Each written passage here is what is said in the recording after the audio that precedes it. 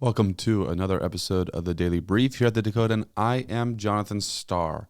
Today is April 3rd, 2025, and in 1948, on this day,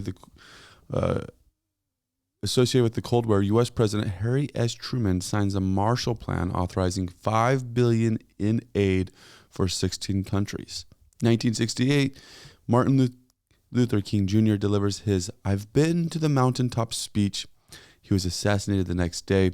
And in 2010, Apple released the first generation iPad, a tablet computer. And oh, how we are thankful for that, as we still use those to this day, many upgrades. And we look forward every year to the major upgrades that happen to them.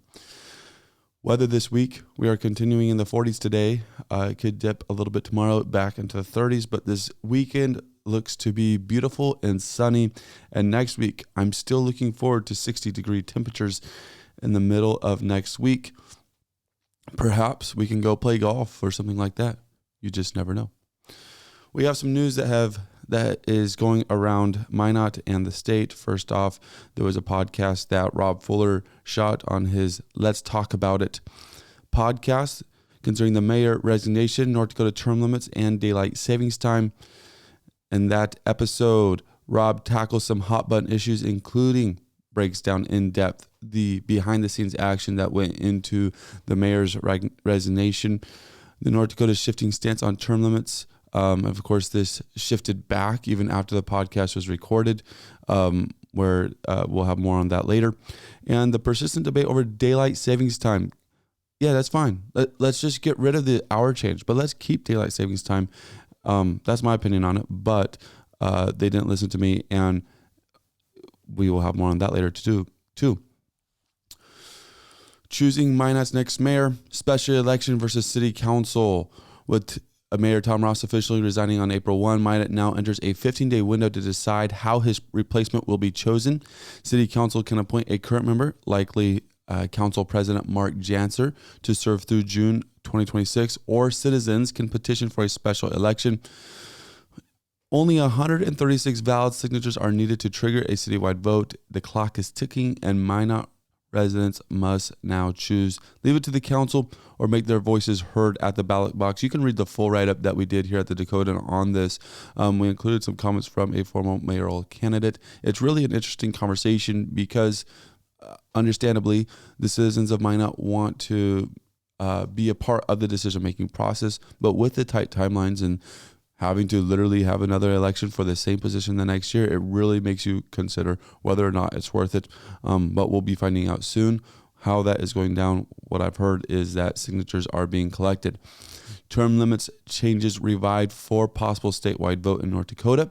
A resolution to ease North Dakota's legislative term limits cleared the House Wednesday after falling just short the day before. If approved by voters in 2026, the measure would allow lawmakers to serve up to 16 years in either chamber, doubling the current 8-year cap passed by voters in 2022. Critics questioned the resolution's constitutionality and value, while supporters argued it gives voters the final say on balancing experience with accountability. Really an interesting topic, as this is something that has the voice of the people has been heard, but now it almost feels like the legislators are trying to go and get their goals accomplished through this. So that's something to track and engage with your legislator. Make sure that you understand what's going on wherever you stand on it. Doesn't matter. Just make sure that you engage with your legislator and make sure you understand what's going on there. Minot police officers' discipline reduced amid training concerns. This article is put out by the Minot Daily News. The Minot Civil Service Commission voted to reduce disciplinary actions against officers Colby Bach and Eric Hathaway from 2-day suspensions to written reprimands after a review of a January incident in which the officers unlawfully entered a condominium building using a shiv knife tool. The officers testified they were following what they believed to be standard procedures based on prior training and observed practices within the department.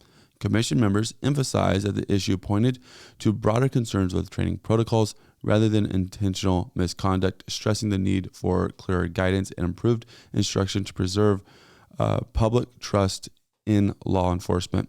You can read the full article there at the Minot Daily. Man killed an officer-involved shooting near Watford City.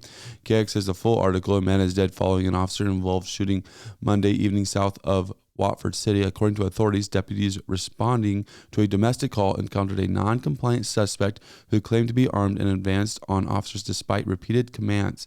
A taser was ineffective, and one deputy ultimately fired.